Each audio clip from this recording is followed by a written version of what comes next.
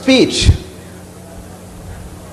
Freedom of speech. As Americans, freedom of speech is one of our most coveted and cherished rights. However, certain things are better left unsaid. This is bad. Pick it up. Certain things are better left unsaid. This project is definitely one of those. Oh. Okay. My name is Keith, and standing to my immediate left, this is aRgus, and again next to him, that is DJ over there. Collectively, we are known as Chung's Donut Shop, and today we'll be presenting on the Luna Correspondence Protocol. Okay.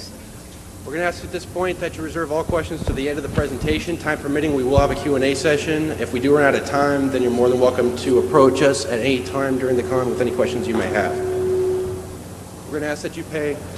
Okay, I'm sorry, these mics suck. Okay. We're going to ask that you pay particular attention to the methodologies behind the actual software, as they're not only applicable to our own implementation, but any one of your own. This is a flexible security scheme. It's not any particular tool. It's not. It doesn't require client-server software. It's basically a collection of methodologies used to achieve anonymity and security over a public network. Can everybody hear? I'm getting a lot of blank stares, like, okay. All right, most of you are probably wondering why we're in fact here today. Well, the security of our world as we know it is at stake. The Luna Correspondence Protocol will help to... I don't know why that mic is stuck now. Hello. Can we just use that one and pass it? I think that's the best way to do it. Technical difficulties. I don't know why this mic just worked. It just worked. Maybe it needs... It's like Is it on the back? It doesn't interfere with 2.4, right? No. Okay. Making sure. Do they have Bluetooth going?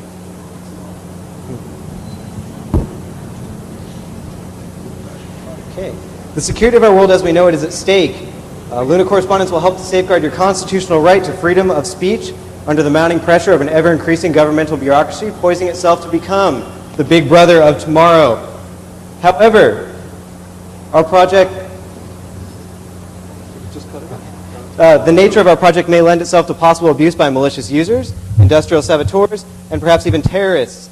That stated, we are still confident that the pros of our project far outweigh the cons in providing three key features. Those features are secure communication, and anonymous communication. Abstractly, the Luna Correspondence Protocol is a revolutionary new protocol used to anonymously transmit and receive data securely across the internet. The Luna Correspondence Protocol is based on the finite improbabilities of vast random data dispersal and exploits properties in IP to accomplish a portion of its goals. Essentially, that means we're using the internet as is. No special client-server software is required for a full implementation of the Luna Correspondence Protocol.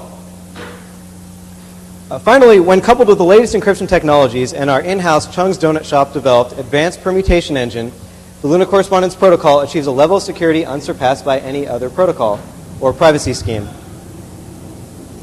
Okay, first off, I'm going to apologize for any technical difficulties with sound. If you can't hear me, just yell. I'll talk louder, hold the mic closer. Okay, first thing we're going to discuss is a tool called Loki. Okay, during the initial stages of Luna's development, we're often asked if it was just a revamp of the Loki tool. For those of you that don't know what Loki is a tool which claims to use ICMP to create a stealth channel to communicate through firewalls. That's really the only similarity between our implementation and Loki. We chose to use ICMP traffic. The reason for this is a lot of the same reasons they chose to use it for Loki. It easily passes through a lot of consumer firewalls. Okay, not all, but many. Secondly, it's a connectionless protocol, which aids in our anonymity. And third, and most importantly, it's blindly relayed by the vast majority of public hosts on the internet, and that's just the way the ICMP works. To start off, we'll show you a typical ping transmission, or ICMP transmission. Basically, you have your packet. The data of this packet contains, say, a system time, ticks, whatever. You're going to use this data in a calculation to determine the round trip it took for your data to get from one point of the internet to another. So we send it out into our network, goes off into the internet, and it goes to our first arbitrary host. We'll call it host A. Okay. Now, the only thing that host A can do to validate where this packet came from is it trusts the source address in the header. Okay. It's a connectionless protocol. Therefore, there's no validation performed. So all it does is it looks at the source address, it says, okay, this came from here, and it sends it right back to, in this case, transmitter's network. Okay.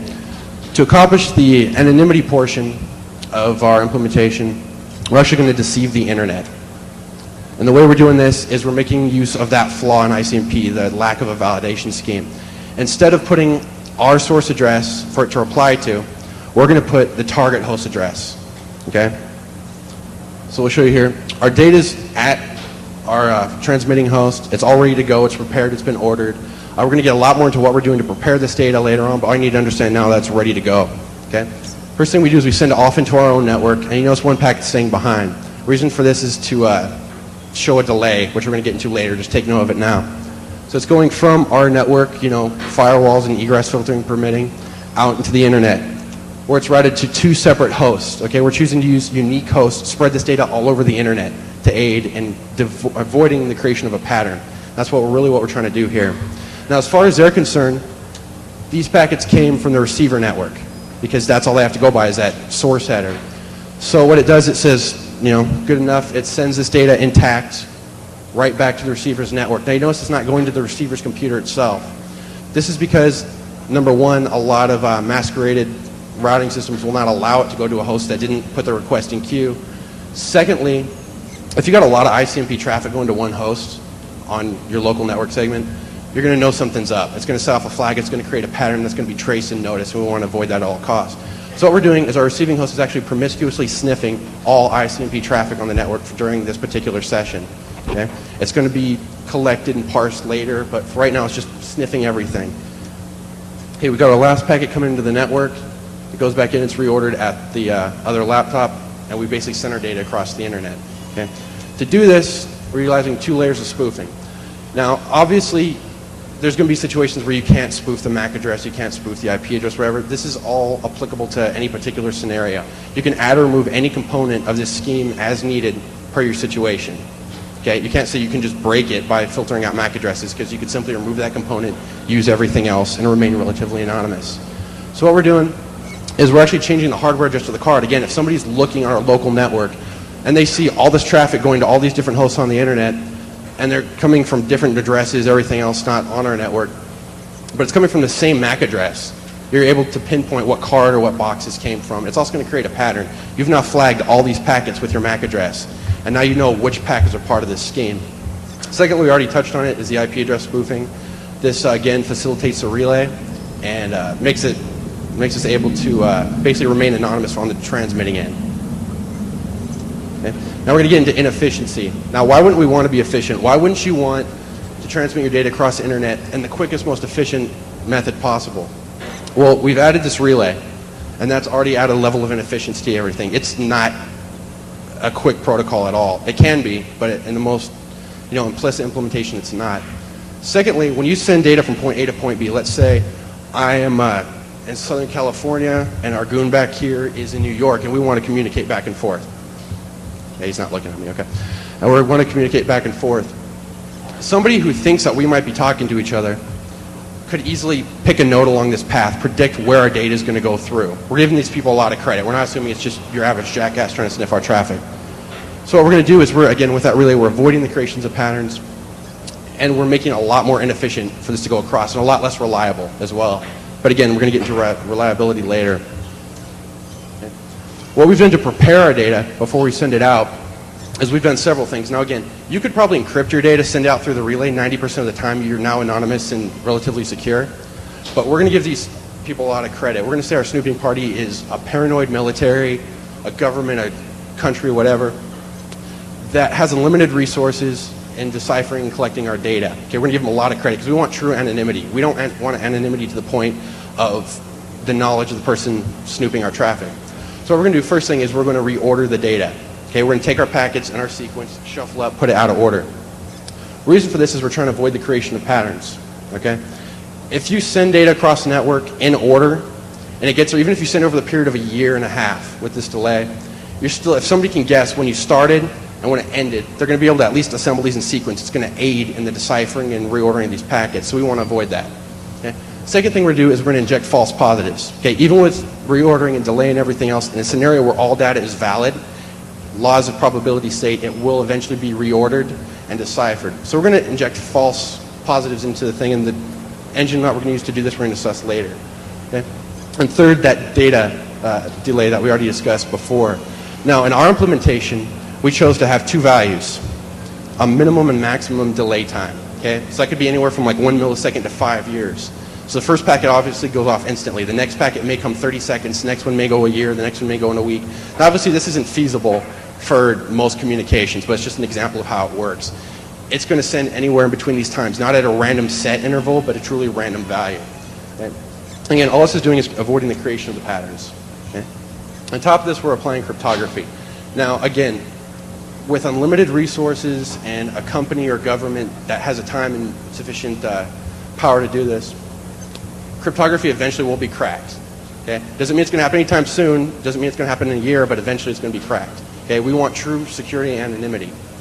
So what we're doing is we're saying crypto isn't valid as a primary means of securing communication, as a sole means of securing communication. However, it's far from trivial, because when applied over the whole scheme, it severely complicates the efforts to reorder and decipher the data. Okay, you have encrypted garbage coming across the network. It's going to be real difficult for you to figure out how it's coming across and how it's being deciphered. And all this we use in our implementation in a variety of ways. We'll get into that later. But all these methods applied, adding or subtracting any of them, could be applied to any security scheme. This is how you're going to remain anonymous. You're going to avoid these creation of patterns regardless of how you're implementing it. Okay, and we're moving on to security with Keith here. I'll use this one. Yes. Okay. As aRgus just so eloquently stated, we're basically trying to avoid the creation of patterns and complicate all efforts to reorder and collect our data. Now we're going to do this by using a mathematical permutation function p, accepting two arguments, n, the total number of packets, and r, the set of packets composing real data. That is eliminating bogus packets. As was discussed earlier, we're also injecting bogus packets across the network. To figure the number of bogus packets, one would just take r and subtract it from n. Now, I'm not going to get into the nitty-gritty mathematical details behind this function, as that's far beyond the scope of this lecture here. But what I will explain is the result of this function. See, the result of function p is, or the number as a result of inputting two variables, n and r, is the total number of permutations required scenario to reorder our data effectively. So let's go ahead and plug and chug some numbers through this function. We'll start with 60 and 10. 60 packets total and 10 packets composing real data. That leaves us with 50 bogus packets being injected across the network. We end up with a number 2.73589847 times 10 raised to the 17th power.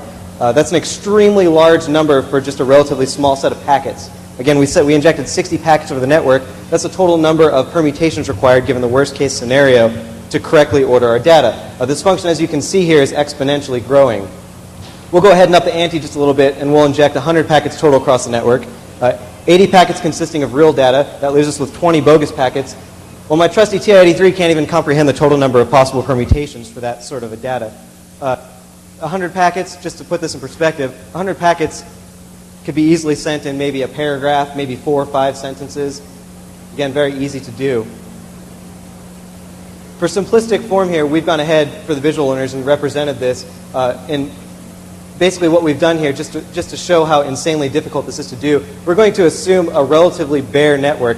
That is, a pristine network, basically blank and devoid of any traffic. We're going to go ahead and inject packets across the network, eliminating all the bogus packets. We're just going to send the real data here. We'll send one packet, one character, the letter L. That leaves us with one possible permutation. Again, just the letter L. 2 packets, 2 characters, the letters L and U. That leaves us with 2 permutations, LU or U and L. 3 packets, 3 characters, LU and N. 6 total permutations possible between those 3 characters. 4 packets, 4 characters, 4 letters, LU, N, and A, and now you're looking at 24 different permutations. Again, it's exponentially increasing. Okay, so if prying eyes are unable to correctly order our data here, you're probably wondering how the receiver is able to do this. Well, the receiver and the transmitter both have random number generators seeded by the same value, basically meaning that they're able to generate the same random numbers in succession, one after another, on either side. Now, how the seed is transmitted between the two is solely up to the communicating parties. Very elaborate schemes, such as perhaps writing that seed down on an index card, passing it physically where the other party then memorizes it, burns it, ingests it. It's all up to you. Or even more overt methods such as, PGP, like private public key passing, or even, like any other handshaking. But those are all susceptible to man-in-the-middle style attacks. Now what we're going to do is we'll line all of our data here up at the receiving order. We've got our start sequence, our stop sequence, and then 3 packets C, D, and S. We're going to push them across the network. We've got C, D, S, and 2 bogus packets along with the start and stop sequence. We're doing this at random intervals, random times, and completely out of order across the network. What the receiver is going to do now is sit back, receive all the data as it comes in, and wait for 2 packets.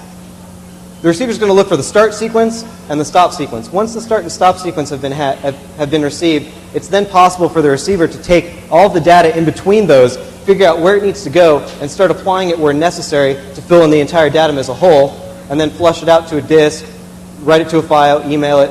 It's really up to the user implementation. But again, the seed is used basically for 3 primary purposes. That is to generate the start sequence, to generate the stop sequence, and then to apply that random number as a sequence number for any of these packets that are traversing the network here.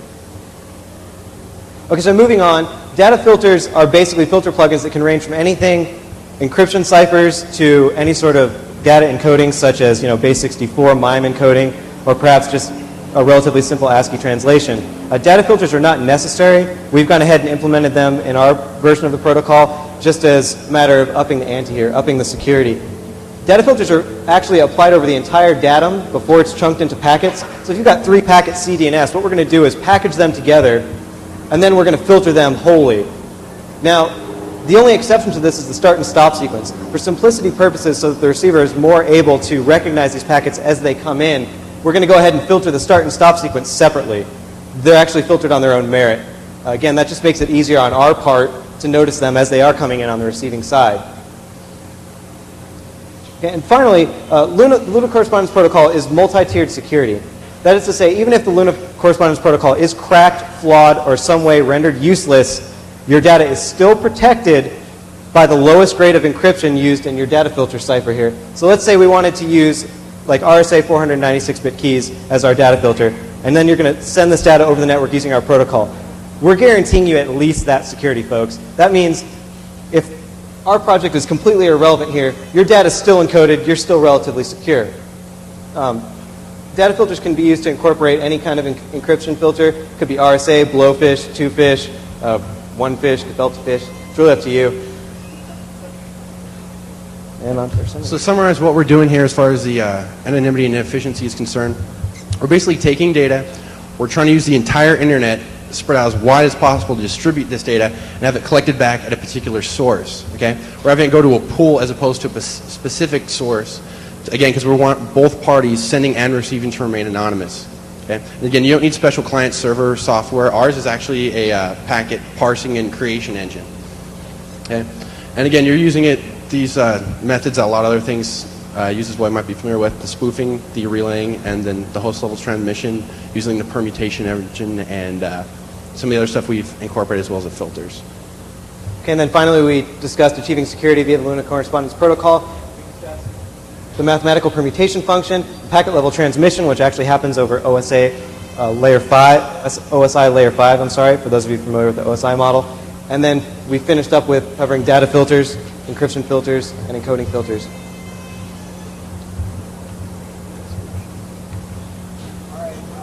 This doesn't work.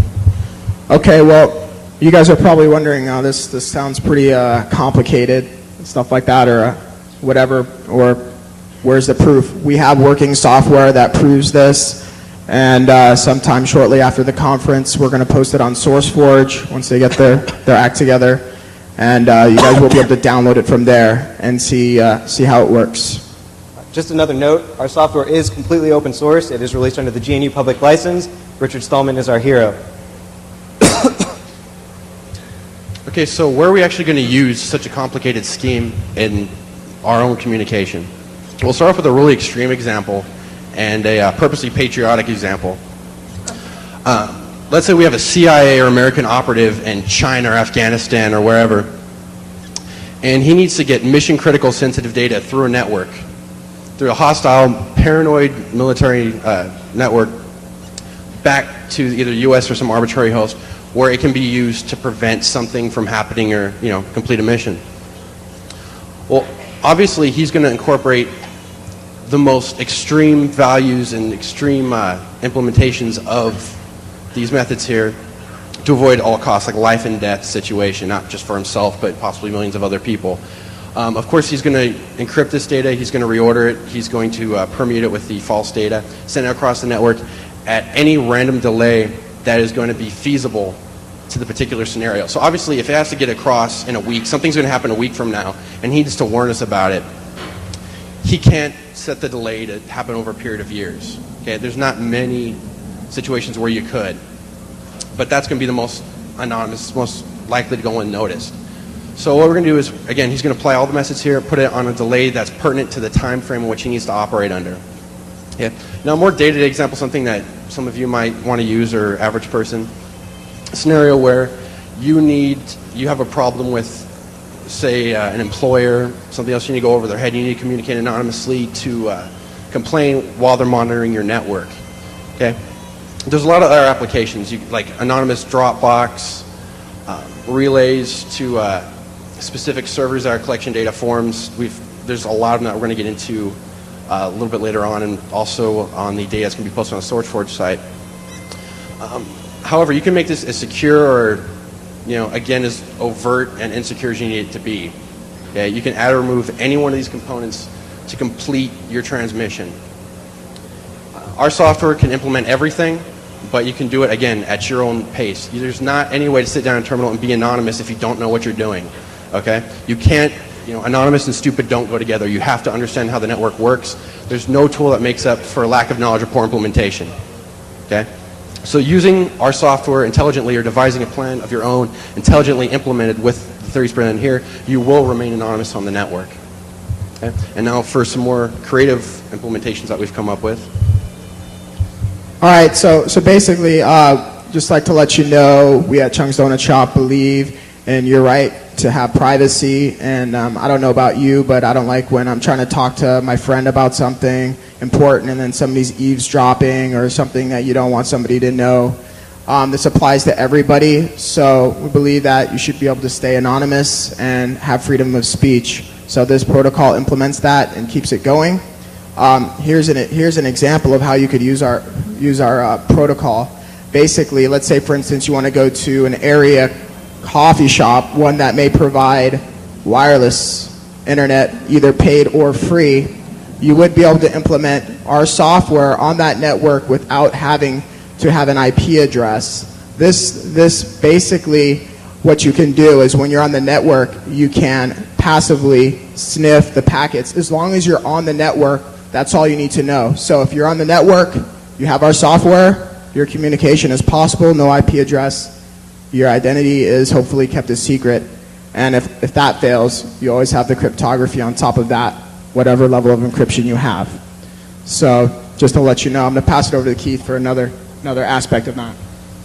Okay, finally, and we're almost in somewhat way, shape, or form ashamed of this, but due to the vast random data dispersal nature of our project, Luna Correspondence Protocol can be used to distribute a nasty denial of service attack. So for packet kiddies out there like you, and packet princesses such as you, please do not affiliate our software with any sort of these attacks. That was not the original devised meaning or basically what we intended to use this project for. So again, we'd just like to emphasize that it is possible to launch a massively distributed DDoS attack. However, don't do it. Just, please. We like the internet, please don't break it. All right, there's some other talks going on today and the rest of the con. Basically, today you got government IP tapping happening with Jay Ballou. I'm probably going to check that out. Should be pretty good. It has to do somewhat with this concept. Tomorrow, on Saturday, we have aRSnarf with Beetle and Bruce Potter. And then on Sunday, we have Jeffrey Poussin presenting technical security. So these are all things that have to do with your right to have be anonymous and your privacy and how you can do things. So recommend that you check those out.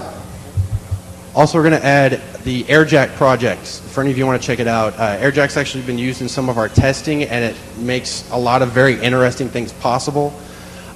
It's a really great subject, and you guys should check it out by Abandon. Okay. Finally, we'd like to make some acknowledgments here. We'd like to acknowledge the infamous Mr. Tang for some mathematical genius guidance. Unfortunately, he was unable to join us today, so he's not sitting in an audience per se, but he is vicariously watching us somehow through a closed-circuit television somewhere. Second, we'd like to acknowledge Douglas Adams and the meaning of Life 42. Please rest in peace. We use some of his concepts, strikingly, believe it or not, like the finite improbabilities, yada, yada, yada. And then most importantly, thank you all for the support. Thank you very much for showing up today. We really appreciate it.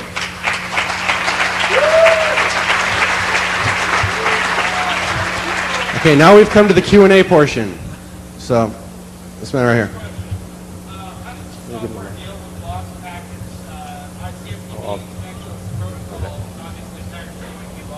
Okay, for those of you who couldn't hear gentleman here, we're asking how the software deals with ICMP packets being lost or lost packets going across the network.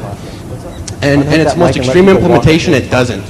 However, there's a filter and there's a set of rules that you can apply to any one of these. One of them being a pseudo TCP that has sins and acts. And this is encapsulated within the encrypted data. This is part of the payload of the packet that's already been anonymously sent via Luna. However, if you're doing sins and acts, it exponentially increases the amount of traffic going across the network and across the relays. And you're going to have the same packets going across back and forth several times. And they may be flagged as suspicious traffic. But that's why we chose not to address it here and in the software, but you can do it with the data filters. Luna by itself does not deal with the issue of dropped, lost, or somehow corrupt packet. We do not have like a TCP-style protocol wrapped around it. So in essence, we call it like finite improbabilities. There's really no way for me to know that you did receive all the data. I mean, that is the downfall of the basic Luna correspondence protocol in its own. There's really is no way. I mean, you may never receive the data, for all I know. That's true. That's very true. One lost packet could very well invalidate all the packets. There's no way for us to know if you did receive the packets, therefore there's no way of me retransmitting them, and therefore the receiver will just be listening indefinitely, waiting for this packet to arrive. And again, that's under the most extreme anonymous secure implementation of what you'd want to do. You can, again, when we've tested and it works, the SYN-ACT scenario with tunneling basically a pseudo ICP within the Luna packet, and you can thereby guarantee that it came from one source or the other. But yeah, that's for anybody that has any questions, please come up here and just ask on the mic so that everybody can hear. Yeah, that'd probably expedite things. Actually, sure, both of you actually. We've got some. You guys can just all come. Whoever has questions and come and ask, and we'll answer. It's not a good idea. With some of the features of IPv6, is this going to be able to work over that? I mean, the security of IPv6, the encryption, the it limits on doing the spoofing technique you can do in IPv4. As far to address that question right there, we haven't been able to really test it over IPv6 distributed over the entire internet because it's not really implemented yet. It hasn't been tested. Yeah. Hasn't been tested yet. But basically, software can be modified. And ICMP, again, to address this, ICMP is not the most critical component of this. It's just the relay. It's anonymizing your host. One scenario that was brought up was on a local network, distributing from box to box like a local network segment to hide the data in like a UDP packet for mask as syncing your time servers. Or even somebody mentioned hiding in shoutcast, a lot of different implementations. If you have an organization like the NSA or Echelon, somebody who has access to maybe all of the routers on the internet or most of the routers on the internet, if they were to implement something where, I mean, there's been things suggested where they would start logging every packet, which is ridiculous because they'd need a hard drive the size of a football field. But if they started implementing something like logging the CRC or checksum of every packet, it seems like it would be possible to backtrace simply by, even if the packets are encrypted and out of order, if you know that this meant that a bunch of anomalous packets went to this destination subnet and that they all had the following checksums, you could just match up the checksums across the network until you narrow down to the originating subnet. And that would at least tell you perhaps what subnet it originally came from. Not necessarily who sent it, but it seems like you could narrow down the origin that way if you had that much information. That's a very good question. It's one that we've actually been asked several times before for people we discussed this with. The main goal of creating anonymous communication is not that we don't want to have something that's a standard Luna packet or something to be flagged as a Luna packet. That's kind of where the permutation routine Wait, and hey, those... let me cut in. I think what he was saying was all of the packets going through on through one subnet. But the thing about Luna Correspondence Protocol is that when you send the packets, you're using multiple relay hosts, which are multiple subnets. So even if you did have, like what he said, the NSA and everybody logging everything, it would be hard because your packets could be spread across a period of like 100 subnets. So even if you were logging everything, you have to go to those 100 subnets, log everything on the 100 subnets, and then try to order the packets in the right order. Then after you get all the packets in the correct order, then you have to decrypt them. So basically, I think that's what he was talking about. So you have more relay hosts, the payload is chunked. and that. So to answer his question, it's almost impossible. And also, if it's anomalous packet you're looking Checksum is for, always different. again, a lot of ICMP traffic always is different. anomalous by nature. Arbitrary applications create arbitrary data within the ICMP packet to calculate what's going on in the network. We offer you to download this software, try it, see if you can filter out your Luna packets. We haven't been able to. And again, this is through good practices of doing it. You're not keeping the same seed, you're not keeping the same values on a session-by-session basis if you're doing your screening yourself. Just as if you're using the same relays and a lot of the same stuff. You want to keep it moving. Yeah, to address the next question. All right, so you said that the packets go out in kind of a random order, but there's also the start and end sequence that the listening host looks for. So do those have to be received in order, like the start sequence and then...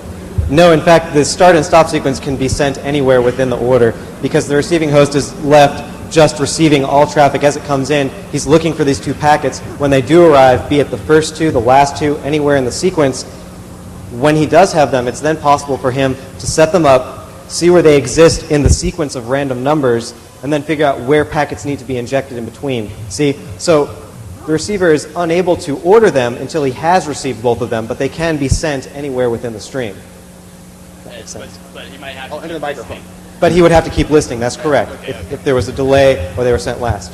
Thank you. This protocol is on the other end when you receive. It's very passive. That's why you can use UDP packets on a local network without even having to use any relay hosts. All right, two questions. Okay. The first, you said that even if the protocol is flawed, that the encryption done through one of the data filters over the data will still be the absolute minimum security. How do you deal with key distribution? Excuse me? How do you deal with key I'll get this distribution? one. The key distribution basically is transmitted in the same way that the seed initially was. It's up to the two parties. You see, our protocol is basically interested in keeping, we call them like host key files. But So- if you have to do key negotiation before you can send data, how do you do the anonymous data transfer? Well, that's what I'm saying. Beforehand, it would be maybe a matter of you and I physically meeting, and we'd write down our keys, or we'd transmit them, and then we both have them. So that when we separate, or when you're in Europe and I'm over in Asia somewhere, we then have them and we are able to communicate. You see, it's truly up to the two communicating parties. It could very well be that maybe we have some sort of a challenge response protocol to send the keys, but those are all susceptible to man-in-the-middle style attacks, and it's not very secure. Well, any key exchange protocol will be susceptible to man-in-the-middle. So are you basically just saying key distribution is not part of our protocol? It's not part of our protocol. It's implemented on however you wish to do so. Okay. Actually, encryption as a whole is part of a data filter set that we chose to implement in the software, and it's a really good idea. Again, you don't need PGP for POP3 to work correctly, but it's a really good thing to have in your client. Now, obviously, if you've got to do session per session keys, it's not feasible to call you up on the phone and say, here's my key, hang up, and then start transmitting over the network. If you're trying to transmit data anonymously to somebody, how do you do any form of key negotiation beforehand? Again, this is going to be up to the individual host. No. I think you're trying to ask, if I don't know you and we both have the software, how do we communicate? Well, we don't. I would have to know you first, and we would have to establish beforehand the keys, the seeds, and whatever else is necessary to decrypt the data. It would all have to be established at some point. Yeah, that's first. what I was going to say. It doesn't have any negotiation like SSH or anything like that. It's not like a chat client in the sense that I can search for other Luna users. But that's Sending that's a really ICMP good to idea. people- It's a great question. Thank you. Sending the ICMP to people who aren't expecting it is more of a denial of service attack than communication. So you kind of want to know what's going on between the two parties. Now, you said that you have problems if there's egress filters. Have you considered any kind of implementation of a client and server, a server on the internet, where you would, in essence, be able to overcome that because you know the server's connected somewhere where there are not ingress filters or egress filters? Basically, if you're in a situation where you cannot spoof your IP address to get it across your network or even your MAC address, there is, and that's kind of how and it's probably going to run out of time before we can really discuss it in depth, how the HTTP relay works and for internet access. Basically, you don't have to have anything besides these parsing engines on either end and know what this initial value is to use Luna in its base form. But you can implement whatever you want over it. We have a situation where you can actually have a second host, maybe your home computer, you want free wireless at some coffee shop that's all over the country, and you basically can send this data out to the listening party at your own network. They can go and execute commands on your behalf, relay this data back to you. Really, in situations where you can't spoof, you could have another host do it, but again, that host is just implementing Luna, and you might as well just telnet into it or shell into it, SSH in, and run Luna from that local server. Okay. There is a non-spoofing option for our protocol, In our software. implementation. Hi. So, given a shared key and a common set of random number generators, two parties can communicate, scrambling the data and the data stream in a deterministic manner. That's correct. So why is this any more secure than using the same random number generators and the same shared key to just generate a one-time pad? A one-time. A one-time pad. Use your random number generator, generate a long stream of random numbers. Yeah, exactly. And XOR that with your data stream. Why is Luna any more secure than a one-time pad? Well, we don't have to do that. Well, in effect, we are doing that, but we're generating them off the initial seed and then matching up later. It seems like you're doing a lot of extra work for not much extra security. I mean, their protocol certainly is great. That's great, but the actual scrambling of the data doesn't seem to be doesn't give you any more effect than a one-time pad.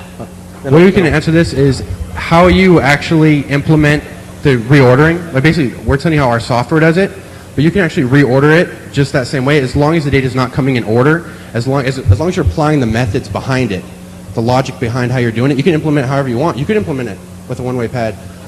You're correct. I mean, basically, of course, which I totally see what you're saying.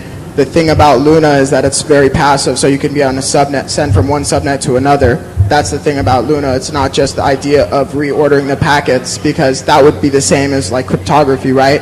So the thing about it is you're on two different subnets. You're able to communicate to each other, and then you have the different relay hosts you can bounce from. That just adds on top of that. So, but even if that's, done, then you still have the cryptography. Just briefly, rather than store all of the random numbers, in other words, like generate a pad, as you called it, of random numbers, we're just storing the seed and then generating the random numbers later. You can generate the pad using the seed. Yes. The seed is the key. Right, it can happen either way, but we're storing less initially to generate more later, if that makes sense. Rather than store everything now, and then at least with the seed, we can now say, instead of giving me this set of 10 random numbers, let's evaluate this function 20 times and then give me this set, so they can always change. See, and we could do like a roundabout thing, or we could just, for simplicity's sake, never reuse the same random number and just keep going down the stream, but keep a placeholder and know where we are every time by storing one piece. Can you go into a little more detail about how exactly you do the reordering of packets? Are they somehow marked in some way, or are you just depending on the order in which they're received, so that if they were scrambled somehow in time when you received them, that would hose the encryption? The packets are reordered based on a sequence number. The sequence number is set to the random generated number coming out of the random function, basically. So basically we have a seed.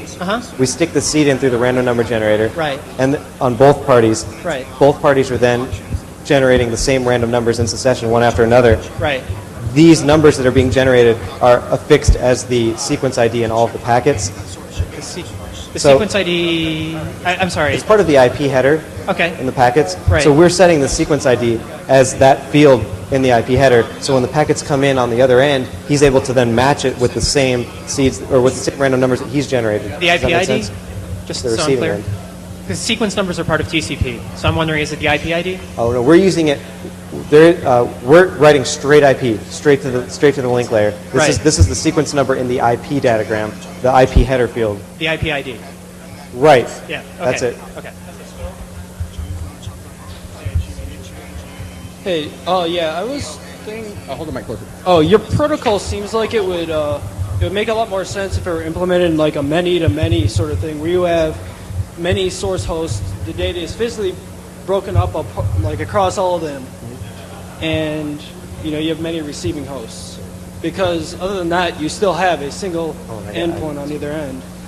We are doing the multiple sending portion of that by basically spoofing various networks.